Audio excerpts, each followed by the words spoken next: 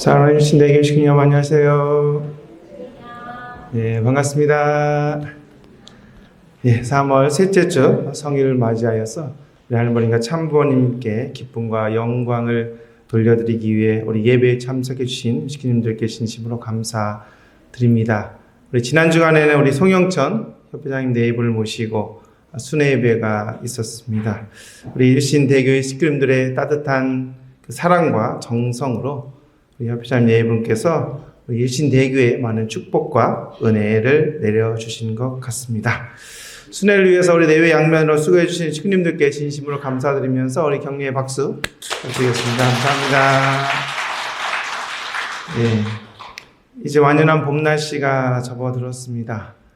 이제 꽃무리가 이렇게 피려고 준비하고 있고 얼어붙은 겨울을 지나서 새 생명을 꽃피우는 그런 계절이 오고 있습니다. 그래서 그 생명의 기운을 우리 식구들도 모두 받으셔서 건강과 행복을 기원드립니다.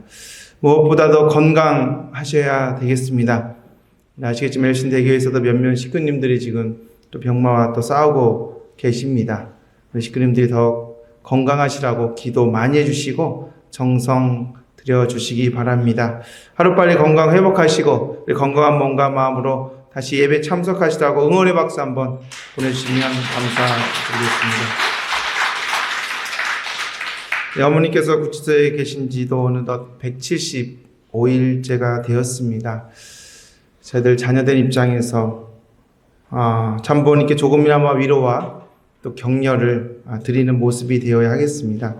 그것은 자녀들이 참부모님께서 바라시는 그 뜻대로 살아가는 것이 가장 큰 위로와 격려가 아니겠나라고 생각이 됩니다. 그래서 어머니께서는 가장 원하시는 소원이 무엇일까? 참 부모로서 이 땅 가운데 와서 가장 이루고 싶은 것이 무엇일까라고 봤을 때 축복 가정들이 점점 늘어나는 것이라고 생각되어집니다.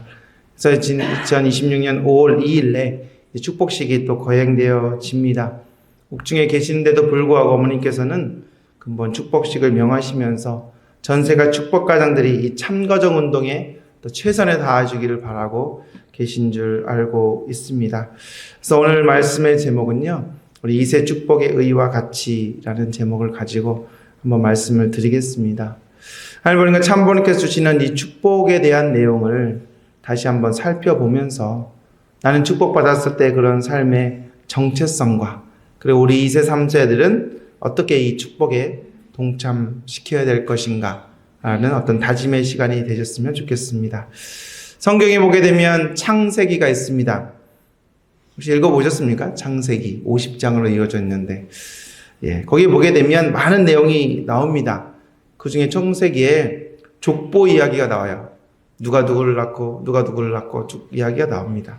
창세기는 총 50장으로 되어 있는데 1장, 2장은 하나님의 천지 창조에 대한 내용이 있고 또 3장, 4장은 인간 조상의 타락에 대한 내용이 있고 5장에 가게 되면 이제 족보 이야기가 쭉 나옵니다. 그 다음에 6장, 7장, 8장, 9장에 이제 하나님의 홍수 심판에 대한 내용이 나오고요. 또 10장에도 족보 이야기가 나오고 또 11장에 바벨탑 사건과 족보 이야기가 이렇게 펼쳐집니다. 여기 성경에 나와 있는 족보에는 크게 두 가지 흐름이 성경에 나타나고 있습니다. 이 내용이 아주 중요하고 우리 축복 가정들에게 우리 창세기에 등장하고 있는 이 족보에 대한 내용을 우리 한번 깊이 상기해 볼 필요가 있다라고 생각되어집니다. 특히 족보 이야기 가운데 창세기 4장에 나와 있는 가인과 셋의 족보에 대한 내용을 아주 자세하게 나옵니다. 이 두 가문은 아주 대조적으로 대비를 이루면서 족보를 서술하고 있습니다. 아담의 자식들이 몇 명 있죠? 3명 있죠? 가인, 아벨, 셋. 근데 아벨은 가인에 의해서 죽임을 당해서 살해당해죠. 그러니까 후손이 없겠죠? 그래서 후손은 첫째 아들인 가인의 후손과 셋째 아들인 셋의 후손으로 자손이 이렇게 번창해 나가게 됩니다. 그래서 아담 이후 이 가인의 아들인 에녹이라고 하는 3대 만의 후손이 나오는데 그 에녹이라는 후손은 그 당시에 하나님을 대적하면서 성을 쌓고 그런 무리를 형성해 나갔습니다. 반면에 아담의 후손이었던 셋을 중심으로 후손 가운데 에노스라는 후손이 나오는데, 이 에노스는 얼마나 신앙이 좋은지 하나님을 늘 부르며 찬양하고 그렇게 경배드렸다라고 성경에 기록되어 있습니다. 또 가인의 후예 중에 이제 7대 만에 라멕이라고 하는 후손이 태어납니다. 이 라멕 때 너무나도 타락의 극치를 보여줬습니다. 얼마나 음란하고 또 살인이 많이 했는지 7대 만에 죄의 결실을 맺게 되어집니다. 반면에 셋의 후손 가운데 에녹이라고 하는 또 후손이 나오는데, 이 후손은 훌륭한 후손이 나타나서 언제나 하나님과 동행하는 삶을 살았다라고 기록되어 있습니다. 그렇게 해서 이제 가인의 후예 중에 10대 만에 나타난 후손은 두발 가인이라는 후손이 있습니다. 이 두발 가인 때 하나님의 심판을 받고 가인의 후예가 이제 멸망하게 되어집니다. 반면에 셋의 후손 가운데 우리가 잘 아는 10대 만에 노아라고 하는 믿음에 걸출한 조상이 나와서 그 당시에 하나님의 구원 섭리에 중요한 역할을 감당하게 되어졌던 것입니다. 이렇게 성경의 두 가지 혈통, 두 가지 라인의 혈통이 우리 인류에게 중요한 메시지를 전달하고 있습니다. 또 한 가지 중요한 것은 셋의 후손 노아 이르기까지 그 조상들의 얘기가 나오는데, 성경에 보게 되면 몇 살에 죽었다라고 기록되어 있습니다. 하지만 한쪽에는 가인의 후손은 기록되어 있지가 않습니다. 그럼 무엇을 의미할까요? 가인의 후에는 하나님 관심 밖에 있었다. 어떤 생명의 가치조차도 인정받을 수 없는 그러한 존재였다. 이렇게 생각하면 될 것입니다. 하지만 셋의 후손들은 전부 언제 몇 살에 낳았고 언제 죽었다라고 그 죽은 연도까지 이렇게 기록되어 있습니다. 그것을 보게 될 적에 그들의 일생은 다 하늘에 보고 계셨고, 그들이 어떠한 삶을 살아왔는지 언제 죽었는지까지 기억하고 계신다라고 이렇게 볼 수 있는 것입니다. 이렇게 그 가문의 혈통이 흘러가고 있지 않습니까? 그러니까 족보 이야기가 쭉 나온 다음에 큰 사건이 이루어집니다. 그 사건이 바로 홍수 심판 사건입니다. 창세기 6장 9절에서 10절에 보게 되면 홍수 심판이 나타나게 되는데, 심판을 받은 그 가문은 하늘을 떠난 10대 만에 하늘에 큰 심판이 이루어지죠. 그것이 가인의 혈족들은 방주에 들어가지 않고 심판을 당하게 된 내용이 있습니다. 하지만 하늘을 섬겨온 가문의 족보 이야기 가운데 셋의 혈통 중에 구원을 받았다라고 하는 기록이 여기에 나와 있습니다. 그리고 나서 창세기 10장에 보게 되면 또 족보 이야기가 나오는데, 셈과 함과 야벳의 족보 이야기입니다. 셈과 함과 야벳의 아버지가 누구죠? 노아죠. 노아는 아들 셋을 두었습니다. 셈과 함과 야벳이죠. 근데 함은 둘째 아들로서 아벨과 같은 입장에서 하나님의 뜻을 계승해 나가야 되는데, 그만 노아와 심정적으로 하나 되지 못했기 때문에 실족하게 말았습니다. 그래서 하늘은 누구를 택하십니까? 셈을 택해서 그 후손 가운데 10대 만에 아브라함을 탄생시킴으로써 구원섭리사의 중심인물로 감당하게 하셨던 것입니다. 이 사건에서도 족보 이야기가 나오면서 큰 사건이 이제 예고되어 나타나게 되는데, 그 사건이 바벨탑 사건입니다. 바벨탑을 사건을 통해서 하늘은 지상에 준엄한 심판을 내리죠. 하늘은 땅끝까지 말씀을 전파하라고 했는데, 그 가인 셈과 함과 야벳의 족속들이 말이 통하니까 하늘에 대적하려고 흙으로 벽돌을 만들고 하늘과 대적할 수 있는 성을 쌓아 나갑니다. 하늘을 보니까 말이 같기 때문에 이렇게 하늘에 대적하니 그 말을 달리했다라고 하면서 그 후로 흩어졌다라고 기록되어 있습니다. 그 중심에 누가 있냐면 함의 족속이 있다는 것이죠. 자기가 하나님같이 되려고 하는 그 교만한 마음을 가지고 성을 쌓았던 그 함의 혈족들은 결국 멸망하게 되고, 너희는 너 형들의 종이 되리라고 하고 노아가 저주를 하지 않습니까? 하지만 믿음을 쌓아 올린 족보 가운데, 셈의 혈족 가운데 하늘이 구원을 해줄 수 있는 그런 메시지를 전달해 주고 있다라고 우리는 볼 수가 있는 것입니다. 그렇게 성경에는 족보가 두 가지의 흐름이 있습니다. 하나는 생명의 혈통, 하나는 사망의 혈통이 흐르고 있는 것이죠. 이 혈통은 누구를 통해 계승됩니까? 인간, 사람을 통해서 대대손손 이어져 내려갑니다.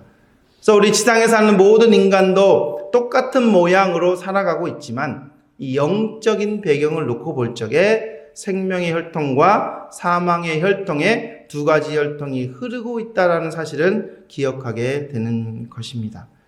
과연 우리는 하늘 중심으로 선의 혈통 가운데 누구나 다 서기를 원할 것입니다. 특별히 우리 통일가의 형제자매들은 사망의 혈통을 잇기를 바라는 가정은 아무도 없을 것입니다. 그래서 오늘 성경에서 메시지를 전하고 있는 것은 혈통이 얼마나 중요한 것인가, 이것을 각성시켜 주고 있습니다. 잠부모님께서는 축복은 하늘 부모님의 선의 혈통을 이어받는 자리라고 말씀해 주십니다.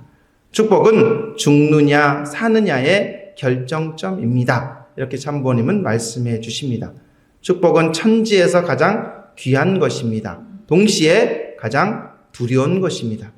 만일 부부가 서로 딴 생각한다면 그것은 상대를 유린하는 것입니다. 그래서 여러분부터 먼저 선한 조상, 땅, 나라가 생기는 것입니다. 라고 말씀해 주십니다. 여기에서 참부모님이 정말로 강조를 많이 하고 계시는 내용이 어떤 것이냐 하면 선의 혈통을 이어받은 후손들이 되어야 된다 라고 말씀해 주시고 있는 것입니다. 그래서 우리 선의 혈통, 여러분들 1세 분들은 선의 혈통으로 이 혈통 전환을 통해서 태어난 자녀들을 2세, 그 밑에 자녀들 3세 이렇게 얘기합니다. 그러면 우리가 1세들, 아직 선의 혈통이 아닌 악의 혈통에서 선의 혈통으로 참부모님의 축복에 의해서 혈통 전환받은 우리들의 1세들과 그럼 2세, 3세들은 축복의 자리가 어떻게 달라지는가 라는 부분을 다 아시겠지만 말씀드리겠습니다. 2세 축복의 그 자리는 복귀된 에덴 동산에서 창조 본연의 그 축복의 자리, 즉 타락하지 않는 아담, 해와가 성장을 해서 하나님의 주례하에 부부의 인연을 맺는 그 자리가 바로 2세, 3세 축복을 받는 자리다라고 말씀해 주십니다. 우리 1세들은 사망의 혈통을 받고 태어났기 때문에 신앙이라고 하는 그 성장 기간을 통해서 스스로 그 기준을 완성하여 장성기 완성급까지 올라가야 드디어 거기서 메시아를 만나서 혈통 전환이라고 하는 축복의 의식을 통해서 하늘부모님의 잔 혈통으로 바뀌어줄 수 있는 자리를 모두 우리 1세 분들은 거기 자리를 통과했습니다. 그래서 우리 거기서 태어난 2세, 3세들은 부모님이 이미 그 자리를 혈통 전환이라고 하는 탕감 조건을 세웠기 때문에 그렇게 태어난 자녀들이기 때문에 우리 2세, 3세들은 창조 본연의 축복의 자리에 참으로 성스럽고 하늘이 축복하는 그 자리에서 거룩한 축복을 받게 된다. 모두도 아시겠지만 그런 마음으로 우리를 축복을 준비해야 되겠습니다. 그래서 부모님들이 자녀들 축복받는 자리가 이렇게 귀한 자리구나. 누구도 가볼 수 없는 창조 본연의 그런 자리구나. 그래서 우리 그 귀한 자리에 축복을 받기 위해서 우리가 잘 성장시켜서 그 축복 대열에 참석하시는 그런 모든 우리 축복가정 부모님들이 되시기를 축원드립니다. 그래서 이제 축복의 기준은 이미 참 부모님께서 세워주셨습니다. 참 아버님 영계 가시기 전에 이런 기준을 가지고 당신이 정말로 스스로 매칭도 해오셨고 매칭의 권한을 이제 부모님께 위임해 주시면서 이제 축복의 기준을 정확하게 세워주셨습니다. 그래서 2세, 3세 축복은 연령은 만 20세 이상의 순결한 2세, 3세들이고요. 에덴 동산에서 아담, 에어가 타락하기 이전의 자리라고 말씀드렸습니다. 또 그 기준은 절대신앙, 절대사랑, 절대복종의 기준이 있어야 됩니다. 만약 이 기준이 세워지지 않으면 축복이 성사되기가 어려운 것입니다. 에덴 동산에서 아담과 해와가 하나님을 중심 삼고 절대신앙의 기준으로 이렇게 성장해서 하늘 앞에 절대신앙, 절대사랑, 절대복종의 기준으로 하늘의 거룩한 축복을 받게 되었다 라고 말씀해 주십니다. 하지만 이렇게 태초에 이상하셨던 창조 본연의 너무나도 아름다운 축복식에 우리 2세 3세들이 거룩한 축복식에 참여하게 되는 것입니다. 하나님께서 6천년 동안 보고 싶었던 그 축복의 이상이 우리 자녀들 축복을 통해서 완성되어지는 것이고 실현되어지는 것입니다. 여기에 누가 가장 감동을 받겠습니까? 물론 부모들도 감동받겠지만 하늘 부모님께서 그토록 소원했던 창조 본연의 이상의 아담 에와가 실패했던 그 내용들을 1세분들의 그 고난과 탕감의 노동을 거쳐 태어난 2세 3세들이 그 축복의 대열에 참석하는 것 그 자체가 하늘 부모님께는 큰 감동이요 큰 은혜라는 것을 우리는 알아야 될 줄 믿습니다. 지금은 부모 매칭 시대가 이제 열렸습니다. 참부모님께서는 매칭에 의해서 참부모님 매칭에 의해서 2세 36가정 72가정을 직접 부모님께서 이렇게 매칭해 주시고 그 전도 매칭해 주셨습니다. 하지만 쌍십절, 그러니까 1999년 10월 10일이 쌍십절이라고 하는데 이후 부모 매칭 시대를 열어주십니다. 그래서 실무적인 내용을 갖춘 토대 위에 2001년 1월 1일 기억나신지 모르겠지만 축복 중심 가정으로 보고하는 시대를 출발함과 동시에 1월 4일부터 참부모님께서 부모에게 축복의 권을 이양해 주셨습니다. 이후 참부모님을 대신해서 우리 부모님들이 자녀 축복에 대한 매칭이 이렇게 권한을 가지고 참여하게 되었다라는 점을 말씀드리겠습니다. 참부모님 말씀에 의하면 말씀 선지 82권 115쪽의 말씀을 보면 중요한 말씀이 있습니다. 사랑은 하나님으로부터 부모로부터 이어받아 가지고 결혼하는 것이 원칙입니다. 자유결혼을 제창한 것은 타락했기 때문입니다. 그러니 이것을 근본적으로 뿌리 뽑지 않으면 하늘나라로 돌아갈 수 없습니다. 라고 말씀하십니다. 이세 축복을 준비하는 부모들 가운데도 자유결혼, 너희들이 좋은 사람을 찾아와 상대를 찾아오면 내가 그저 허락해 주지 라고 하는 어떤 자유분방한 그런 사고로 이렇게 부모님들도 아마 계실지도 모르겠습니다. 하지만 한국 사회는 옛날에는 다 중매결혼이죠. 그죠? 부모가 이미 내 며느리든 사위든 이렇게 점 찍어 놓고 서로 만나서 중매하는 결혼을 했습니다. 어느 순간 자유결혼이 이루어지면서 많은 어떤 문제들도 발생하게 됐습니다.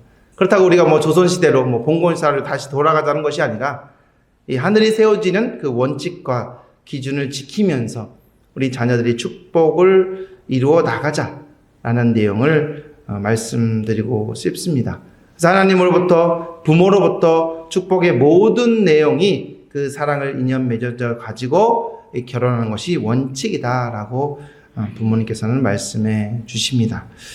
최근 이 결혼 문제를 놓고 우리 한국 사회도 그렇고 대부분 청년들이 결혼을 포기하는 3포 세대라고 하기도 하고 M포 세대라고 하기도 합니다. 그런 추세가 지금 이어지고 있습니다. 대세가 결혼 안 하고 혼자 자유분방하게 살아가는 것, 그것이 요즘 청년들의 어떤 트렌드가 된 것 같습니다. 이것은 하늘이 바라는 그 원리와 기준을 놓고 볼 적에 너무나도 원칙에서 거리가 먼 그러한 삶이 아닌가라고 생각되어집니다. 우리 2세 3세들도 이 세상 결혼관에 편성되어서 아이고 나 축복 별로 생각 없어 이렇게 생각하는 2세들이 많이 있습니다. 축복을 받을 것인가 안 받을 것인가를 고민하고 있습니다. 이것은 고민의 문제가 아니라고 생각합니다. 축복은 종적으로 주어지는 것이기 때문에 종적으로 주어지는 것을 선택하려고 한다면 문제가 벌어집니다. 하늘이 무한하신 축복을 우리한테 주십니다. 하늘이 무한하신 사랑으로 태양빛을 주시고 하늘이 무한하신 사랑으로 공기를 주십니다. 그것을 내가 먹을까 말까 받을까 안 받을까를 고민할 필요가 없죠. 근데 우리는 고민하고 있다 이거예요. 하늘이 무한한 축복을 주려고 하는데 이걸 받을까 말까를 고민하고 있는 2세들도 많이 있습니다. 근데 그렇게 생각하면 문제가 생긴다는 것이죠. 그래서 이 종적으로 주어지는 것은 선택의 문제가 아니다. 종적의 것을 선택하려고 하면 우리가 문제가 벌어질 수 있다. 그래서 축복을 받는 것으로 축복은 받는 것입니다. 그래서 하늘에 주신 은혜가 우리에게 주어지는 것이죠. 그래서 이세들이 태어났으면, 이세로 태어났으면 부모님의 그 탕감의 도정을 통해서 혈통을 전환의 그런 어려움을 겪고 나서 태어난 만약 이세들이라면 축복을 받아서 내가 어떻게 행복하게 살 것인가를 고민해야 될 줄 믿습니다. 그래서 여기서 핵심적인 내용이 있습니다. 세상은, 결혼은 자기가 선택해서 하는 것이죠. 그러니까 자기 중심이 되는 것입니다. 내가 하는 것입니다. 하지만 축복은 우리는 받는다라고 합니다. 그건 주는 자가 있기 때문에 내가 받는 것이죠. 우리는 대상의 입장에서 주체자 되시는 거룩하신 하나님의 축복의 은사를 받는 것입니다. 그래서 우리가 받는 것이라고 하는 관점에서 우리가 먼저 이 축복에 대한 관점을 머릿속에 새겨야 될 줄 믿습니다. 그리고 중요한 내용 가운데 하나가 축복 결혼의 매칭관입니다. 매칭. 고민 많이 하실 것입니다. 어떻게 할 것인가? 보통 상대를 고른다라고 생각을 하십니다. 우리 배우자들이 어떻게, 우리 자녀들의 배우자를 어떻게 골라야 될까? 어떠한 관점에서 고르는 게 좋은 것인가? 라고 생각합니다. 하지만 고른다는 관점이 잘못된 것인가? 라는 것을 말씀드리겠습니다. 물론 일반적 결혼은 자기 중심입니다. 상대를 스스로 고르는 겁니다. 고르는 게 맞습니다. 세상에서는요. 어떤 상대를 고르려고 합니까? 완벽한 이상 상대. 그죠? 완벽한 사람. 자신의 이상과 필요성에 꼭 맞는 사람을 고르려고 합니다. 모든 매칭의 관점이 자기 중심이 되어던 것이죠. 그러나 축복의 결혼관은 하늘 부모님 중심이 되어져야 됩니다. 즉 하늘이 정한 상대를 찾는 것입니다. 이상 상대는 완벽하게 준비된 것이 아니라 이제 두 사람이 서로 만나서 서로 부족한 점을 채워가면서 창조해 가는 것입니다. 이러한 관점이 다르다는 것이죠. 그리고 하늘 부모님의 그 이상과 필요에 맞는 사람을 찾아야 되는 것입니다. 그래서 핵심은 수많은 사람 가운데 인생의 반려자를 고르는 것이 아니라 하늘이 준비해 놓으신 한 사람을 내가 찾는 관점에서 생각의 대전환을 하셔야 되겠습니다. 그래서 축복의 주도권을 하늘 부모님과 참 부모님 앞에 맡기는 것입니다. 참 맡기는 것이 쉽지 않죠. 그렇죠? 말로는 쉬운데 모든 것을 맡기는 게 쉽지 않습니다. 그래서 축복의 주도권은 나에게 있고 부모에게 있고 내가 해서 되는 것이 아니라 하늘의 심정, 이 축복을 놓고 하늘은 어떻게 생각하실까? 참 부모님은 이 축복을 어떻게 생각하실까? 참 부모님 뜻을 위해서 내가 이 축복을 어떻게 성사시켜야 될까를 먼저 생각하고, 하늘 부모님과 참 부모님은 우리 자녀의 축복을 놓고 대단히 많이 관심 갖고 계시고 대단히 많이 생각하십니다. 그죠? 누구보다도 저희보다도 먼저 하늘 부모님과 참 부모님은 자녀이기 때문에 그 자녀를 잘 맞추겠다. 하늘 부모님의 뜻대로 내가 이 축복을 성사시키겠다는 그런 마음을 가지면 그 초점이 맞추게 될 때 모든 일들이 술술 풀려나갈 줄 믿습니다. 그래서 홍교경 1321쪽의 말씀을 보게 되면 같이 한번 읽겠습니다. 시작. 축복을 받는 데 있어서 나는 누구와 하면 좋겠다 하고 이렇게 마음속에 자기의 짝으로 맺어주기를 바라는 사람이 있다면 그는 하나님을 모독하는 사람입니다. 축복 상대의 결정은 하늘이 하시는 것입니다. 부모가 하시는 것입니다. 즉 아담의 아버지 되는 하나님이 하시는 것입니다. 이런 것을 볼 때 한국의 전통 혼례법이 천법에 합당한 결혼 방법이라는 것입니다. 현대인들이 보면 참 시대착오적인 생각이라고 생각할 수도 있습니다. 하지만 하늘의 뜻을 모르기 때문이죠. 그러나 하늘의 뜻을 살피게 될 때 자유결혼, 자유연애 이렇게 하는 것이 하늘의 뜻이 아니다라는 것 사실을 우리는 분명하게 말씀드리고 싶습니다. 그래서 매칭에 대한 관점을 한번 정리해 보면 우리는 자녀들 매칭에 있어서 하나님의 책임 분담이 있습니다. 그것이 몇 프로예요? 95%다. 우리들이 해야 될 책임 분담보다 더 큰 책임 분담이 있으시다. 우리 인간의 책임 분담은 5%죠. 이것은 우리가 절대 신앙의 기준을 가지고 나아가면 되는 것입니다. 하나님과 참부모님의 책임 분담은 우리 축복 자녀들의 축복 대상자를 예정하시는 것입니다. 뭐 옛말에 집신도 짝이 있다고 하는 말이 있지 않습니까? 이 땅에 생명을 보내실 때 거기에 상대가 되는 이상 상대를 다 준비해 놓으신다라고 하는 것입니다. 그렇다면 인간의 책임 분담을 어떤 관점이냐? 하늘이 예정해 놓으신 그 상대를 찾는다라는 것이죠. 찾을 때는 자기의 기준을 내려놓아야 된다. 자기의 기준, 자기의 안경을 쓰고 하늘이 예정해 두신 배필을 찾을 수가 없다. 보이지 않는다 이거예요. 안 보입니다. 자기를 내려놓아야 된다. 그래서 말씀드렸습니다만 축복의 최종 결정권은 하늘 부모님께 맡기는 것입니다. 정성을 들이면서 하늘 부모님께 여쭈어봐야 됩니다. 물어보니까 이게 하늘의 응답이 오게 되는 것이죠. 우리 1세분들도 축복 받으실 때 축복서를 다 내셨죠. 우리 선배 가정님들은 축복서를 내셨지만 직접 부모님이 매칭해 주신 분도 있고 또 이렇게 같이 이렇게 하신 분도 있겠지만 특별히 6,500가정 이상의 국제 가정들은 사진을 내고 축복을 받았습니다. 너 어디 신방을 갔더만 사진도 못 받고 한 줄짜리 명단만 보고 내가 이거 하나 들고 한국에 와서 축복받았다 그러더라고요.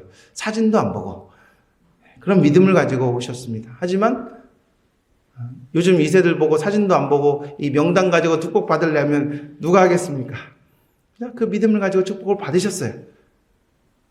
그러시면서 꿈속에 내 대상을 보신 분도 계시고 내 주체를 보신 분도 아마 이 중에도 계실 겁니다.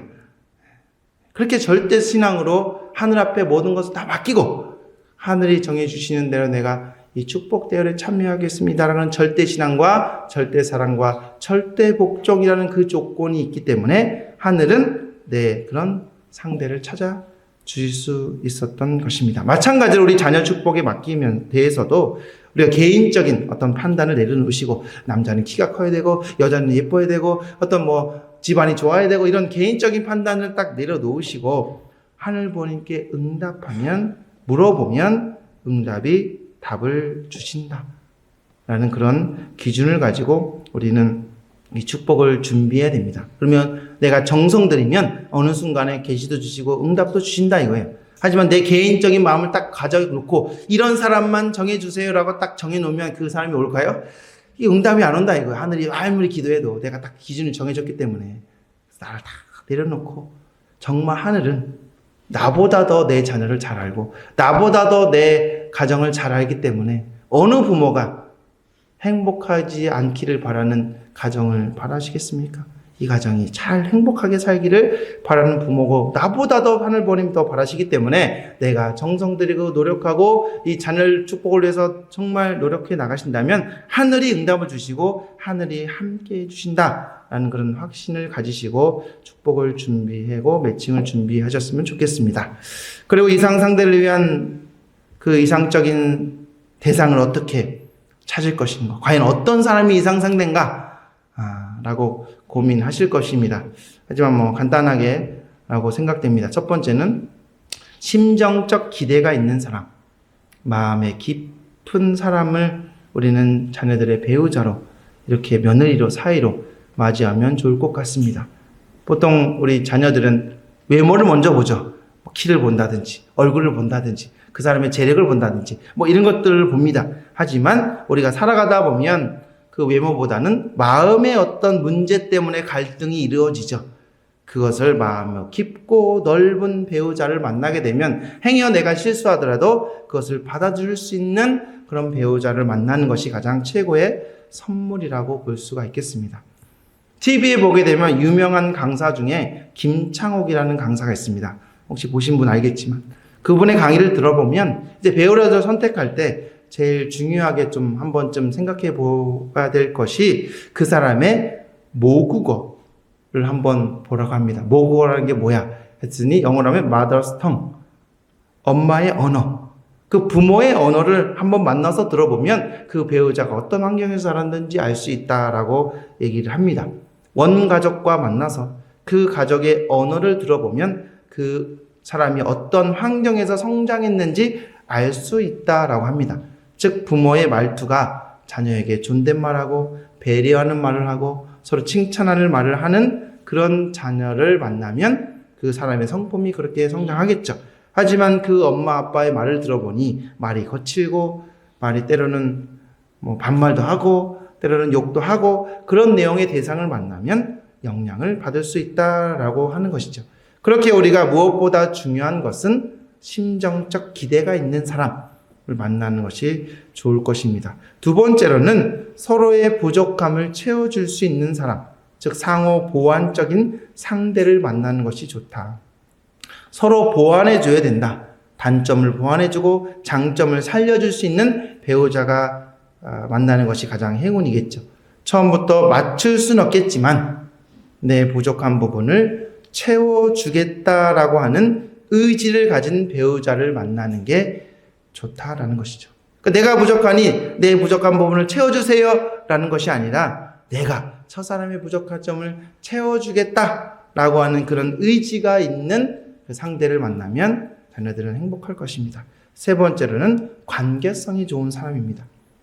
원래는 가정이 많은 자녀들과 더불어 산다면 나도 희생해야 되고 나도 맞춰가야 되고 하니까 많은 관계성을 있을 것입니다. 그렇기 때문에 통일교회 23세들은 자녀들을 많이 낳다 보니까 그죠? 보통 세상에서는 외동아들도 외동딸도 많지만 우리 자녀들도 여기 계신 분들도 3명도 있고 4명도 있고 5명도 있잖아요. 그러니까 아마 여기에는 많이 훈련이 됐을 겁니다.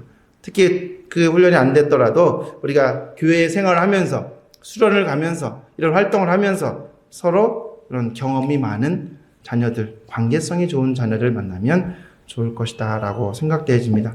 그래서 배우자를 이렇게 선택하게 될 때 하늘이 정해놓은 그러한 기준을 성찰해 보시면서 우리 이상 상대를 찾아가시는데 정성을 들여주시기를 바랍니다. 그래서 서로 부족한 점을 채워주는 위와 같이 보완관계와 같이 이런 부분은 서로 채워줄 수 있겠죠. 하지만 밑에 거와 같이 서로 안 맞잖아요. 방향이 안 맞아요. 그러니까 서로 부족한 부분을 채우는 보완관계의 배우자가 최고의 기준이 될 수 있다라는 것입니다. 두 번째로는 이제 한 가지 새로운 중요한 것은 인생의 단계에 있어서 내 배우자상이 변화되어진다. 자, 남자의 관점에서 보게 되면 남성 성향에 있어서 20대의 남자는 귀여운 이미지의 여성을 좋아하죠. 30대가 되면 예쁜 여성을 좋아합니다.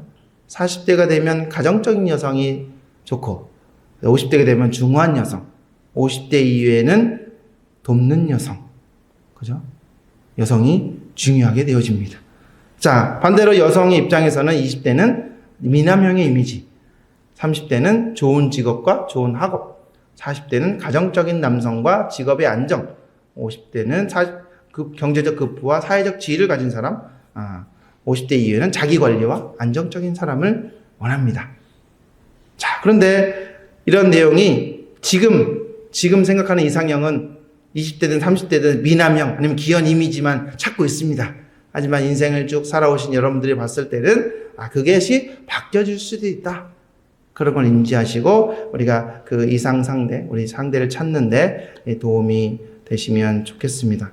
그래서 자신의 이상형이라고 쉽게 초기에 판단했지만 인생 결혼의 전노정을 통해서는 갈등이 심화가 될 수 있기 때문에 우리 자녀들의 배우자를 찾는 데 있어서 참고하셔서 지금은 이게 크게 보이겠지만 내가 살아보니까 이것보다는 살면서 이런 것들이 있다라는 부분들을 참고해 나가셨으면 좋겠습니다. 그리고 한 가지 축복을 현장에 많이 이렇게 상담하게 되면 듣게 됐는데 축복이 이제 완성의 자리가 아니라 축복은 출발하는 자리다라는 것을 생각해 주셨으면 좋겠습니다. 축복결혼 참여하는 당사자들도 그렇습니다. 우리 이거 인연이 아닌데 잘못 만난 것 같아요 라고 상담이 오게 됩니다. 언제 올까요? 보통 1년차, 2년차 때. 축복 받았는데 아닌 것 같아요 라고 실망했다 이거죠. 본인의 기준에서.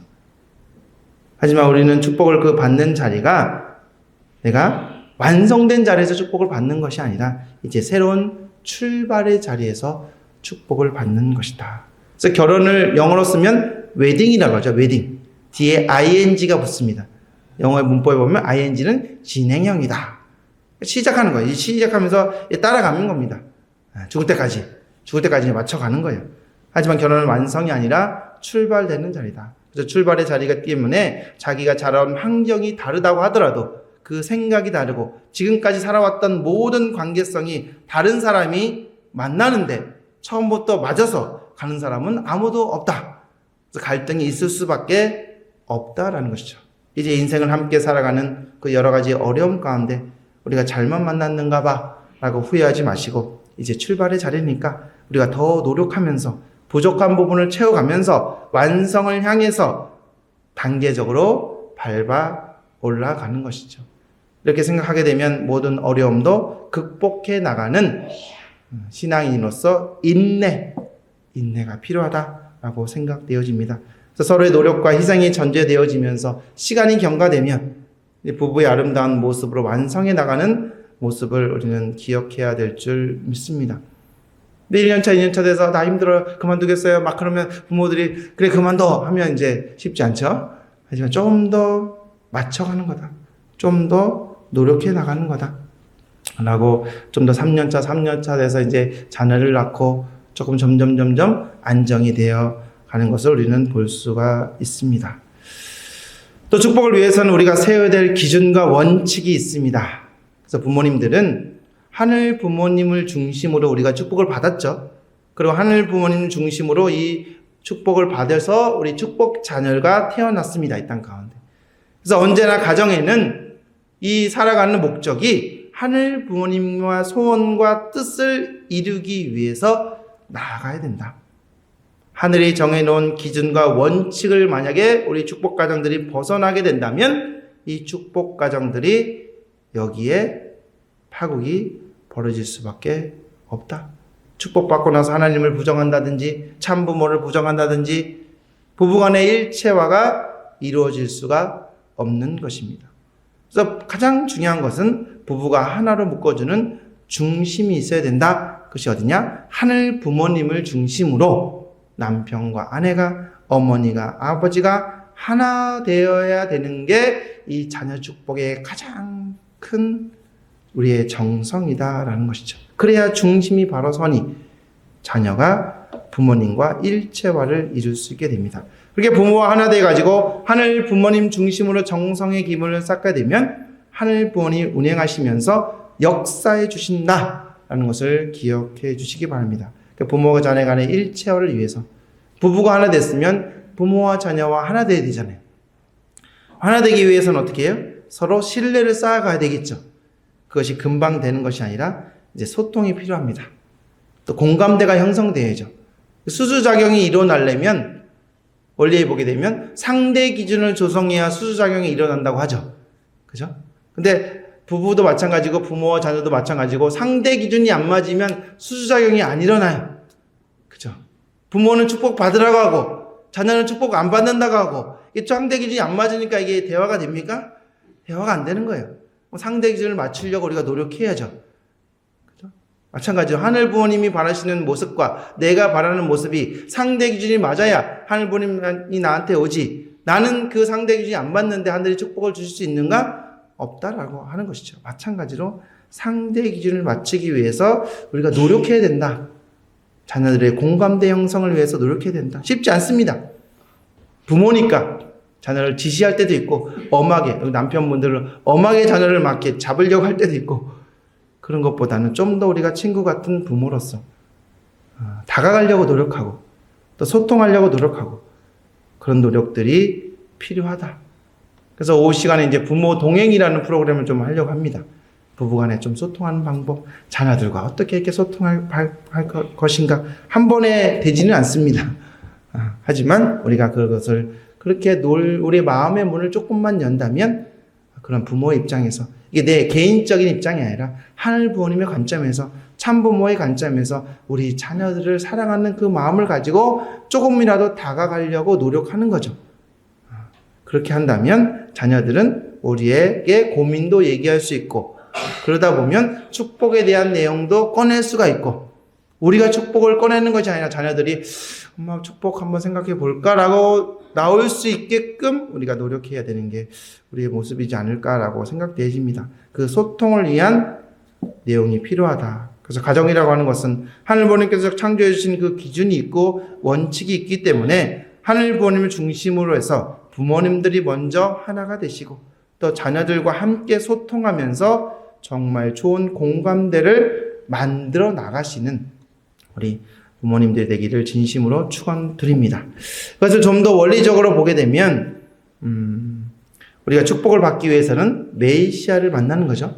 메시아를 맡기 위해서는 메시아를 위한 기대가 필요하다라고 후편에서 나옵니다.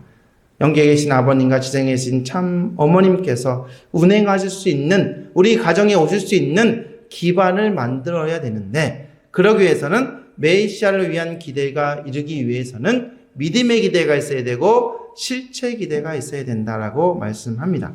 그럼 믿음의 기대를 세우기 위해서는 중심 인물이 있어야 되죠. 그리고 조건물이 있어야 됩니다. 근데 여기 축복에 관해서 믿음의 기대의 중심 인물은 누구일까요? 축복받는 당사자 2세 3세라 이거예요. 믿음의 기대의 중심 인물은 2세 3세입니다. 부모가 대신 중심 인물이 될 수가 없습니다. 조건물이 뭘까요? 자발적 동기입니다. 축복받는 당사자가 부모에 의해서, 교회에 의해서, 권위에 의해서 떠밀려 가지고 차율적, 타율적인 동기로 축복을 받는다면 그 축복은 오래가지 못합니다. 스스로 중심 인물이 되어가지고 내가 스스로 축복받겠다고 하는 자발적 동기를 세우게 될 때 비로소 믿음의 기대가 세워지게 되는 것입니다. 하늘은 동기를 보신다 그랬습니다. 하늘은 그 사람의 마음적 동기를 본다 했습니다. 외적으로 모습만 얼굴이 잘생기고 신앙을 몇 년 했고 그것이 중요한 것이 아니라 그 마음의 기준, 즉 자발적 동기가 있느냐 없느냐, 이것이 너무나 중요하다라고 하는 것이죠. 그래서 우리 2세들 가운데 정말 내가 축복받겠다고, 내 축복 대상 찾아달라고, 많이는 없지만 있습니다. 본인이 직접 교회장을 찾아오고 아니면 협회를 쫓아가고 내 대상 찾아달라고, 자발적 동기가 있는 것이 얼마나 아름다운 모습이겠습니까? 정말 믿음의 기대들이 다 스스로 자녀들이 축복받겠다는 자발적 동기가 다 채워지시는 그런 가정이 되기를 축원드립니다. 그 기대 위에 이제 실체 기대입니다. 실체 기대는 부모와 자녀가 횡적으로 하나 되는 것인데, 하나 되기 위해서는 타락성을 벗기 위한 탕감 조건을 세우는 것이죠. 애증굴통 통해서 실체 기대가 이루어지는 것입니다. 이 타락성은 자기 중심성이라고 하지 않습니까? 그래서 부모도 그렇고 자녀도 그렇고 자기라는 것을 내려놓고 부모와 자녀가 서로 하나 되어졌을 때 비로소 거기에 축복이 성사되어진다. 그래서 축복 성사될 때 예전에 부모님이 매칭할 때 이런 사례가 많이 있습니다. 부모님이 이제 축복을 놓고 매칭을 해주셨을 때 누구랑 됐을 거잖아요. 됐는데 엄마 아빠가 묻습니다. 너 누구랑 됐니? 딱 묻고 본인들이 판단해서 너 그거 안 돼. 포기해. 라고 해서 좋은 보필을 만났는데도 부모 때문에 자녀가 그것을 포기하고 눈물을 흘리며 축복 시장을 떠났던 2세들도 많이 있습니다.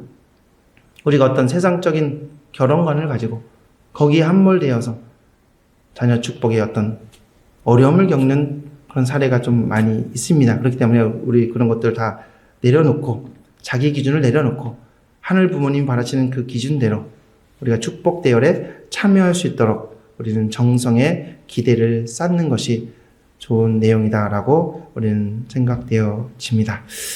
결론입니다. 축복은 정성의 기대가 있어야 된다라고 말씀하십니다. 부모 축복의 자리는 여러분 자신의 일대에 단 한 번밖에 있을 수 없는 가장 귀한 인연을 결정짓는 자리입니다. 그러니 여러분은 기도를 많이 해야 됩니다. 정성을 들여 이 자리에 오라는 것입니다. 이렇게 말씀하시고, 또 한 구절은 결혼은 함부로 하는 것이 아닙니다. 길거리에서 오다 가다 만난 사람끼리 하는 것이 아닙니다. 자기들끼리 정이 들었다고 하여 결혼하면 결혼한 즉시 이변이 벌어진다는 것입니다. 자기들 나름의 입장에서 통과하려고 그런 자리에 절대 서지 말라는 것입니다. 축복이란 나라를 위하고 세계를 위하여 하는 것입니다. 또한 그것이 곧 후대를 위하는 것입니다. 라고 말씀해 주십니다. 자기들끼리 마음 맞는다고 결정해 가지고 축복을 대열에 참여하지 말라. 왜? 내 후손이 연결되어 있기 때문이다라고 말씀해 주십니다. 그렇기 때문에 이 축복의 자리는 가장 귀한 자리고 가장 중요한 자리입니다. 그런 자리인 만큼 우리가 정성의 기대 없이는 안 될 것입니다. 그런 정성의 기대를 우리가 잘 세워서 영계가 지원하고 영계가 박수치고 그래서 축복의 자리가 이루어질 수 있도록 우리가 정성을 많이 들여야 됩니다. 그러기 위해서 우리가 정성을 많이 들이다 보면 내 배우자 아니면 내 자녀의 배우자가 영계에서 알려주기도 하고 또 매칭 전에 축복 대상자가 누군지 몽시도 보기도 하고 뭐 그런 경험을 있을 줄 믿습니다. 그래서 영계가 지금 주목하고 있다. 나뿐만 아니라 내 조상들이 내 자녀 축복을 놓고 이 정성 들이고 있다. 그러니까 내가 정성 안 들이는데 어떻게 조상들이 정성 들일 수 있을까요? 그래서 그 정성의 토대 위에 정말 하늘이 기뻐하시고 경사스러운 그 축복의 자리에 우리가 참여할 줄 믿습니다. 근데 축복이 이제 2개월도 남지 않았습니다. 뭐 지금 준비하시는 분도 계시고 지금 아직도 이제 자녀들을 이제 성장을 위해서 노력하신 분도 계실 것입니다. 하지만 하늘은 축복을 주십니다. 2026년 5월 2일 날 거룩한 축복식이 있습니다. 근본 축복식에 부모님들이 과연 이 축복을 놓고 걱정도 하실 것이고 고민도 많이 하실 줄 믿습니다. 하지만 참 부모님이 이 땅 가운데 오셔서 가장 해야 될 사명은 뭐냐면 지상의 자녀들을 하늘 부모님의 자녀로 축복해 주시는 것이고 대대손손 축복의 대열이 이어져 내려가는 것입니다. 그래서 참 부모님께서는 성혼식 이후에 축복식을 가장 중요한 행사로 진행시켜 오셨습니다. 참 어머님 지금 천주적 십자가를 지고 고난의 길을 가고 계십니다.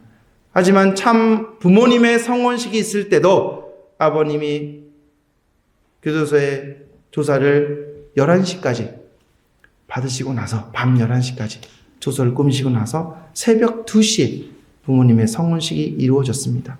무고한 옥고 여러 번의 탕감 조건 그 조건을 통해서 우리는 축복의 대열에 우리도 참여할 수 있었고 우리 자녀들도 참여할 수 있었다라고 하는 것입니다. 그 탕감의 조건의 토대 위에 우리가 지금 자녀 축복을 놓고 노력해 나가야 된다. 그러기에 참 어머니 목 중에서도 가장 기뻐하는 일은 하늘 부모님의 자녀가 축복 대열에 참여해서 대대손손 혈통이 하늘의 혈통으로 이어져 선한 혈통으로 셋의 혈통과 같이 이어져 내려가기를 바라는 것이 참 부모님의 소원이다 라는 것을 생각할 적에 지금 올해 축복식에 우리 자녀가 축복에 참여하지 못하더라도 지금부터라도 더 노력하고 우리 자녀가 축복 대열에 참여할 수 있도록 우리가 노력해 나간다면 하늘이 더 큰 지혜와 용기와 축복을 내려주실 줄 믿습니다. 그래서 오늘 예배 후에 오후에도 우리 축복 교육이 부모 교육이 있으니까요. 거기에는 자녀 축복을 위해서 서로 소통하고 서로 같이 정성 들이고 같이 으쌰으쌰해서 자녀들을 축복 대열에 참여시킬 수 있는 우리 모습이 되기를 바라면서 말씀을 마치겠습니다. 감사합니다.